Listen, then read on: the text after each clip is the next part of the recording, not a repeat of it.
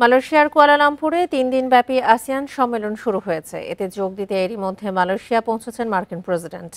উদ্বোধনী অনুষ্ঠানে Thailand Cambodia চুক্তির কথা উল্লেখ করে মালয়েশিয়ার প্রধানমন্ত্রী বলেন, পুনর্মিলনের অর্থ ছাড় নয়, বরং এটি একটি সাহসিকতার কাজ।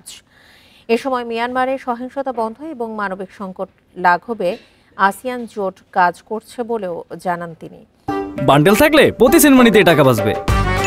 বিকাশ সেনমানি বান্ডেল কিনে জিতুন প্রতি লেনদেনে।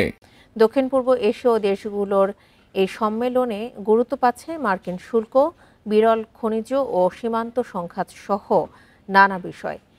আজ থাইল্যান্ড ও কম্বোডিয়ার মধ্যে সীমান্ত সংঘাত নিয়ে একটি পূর্ণাঙ্গ যুদ্ধবিরতি চুক্তি সই করবেন মার্কিন প্রেসিডেন্ট। থাকছে চীন যুক্তরাষ্ট্রের সাইডলাইন বৈঠকও। এদিকে 14 বছরের প্রচেষ্টার পর আসিয়ানের সদস্যপদ পেল পূর্ব তিমুর।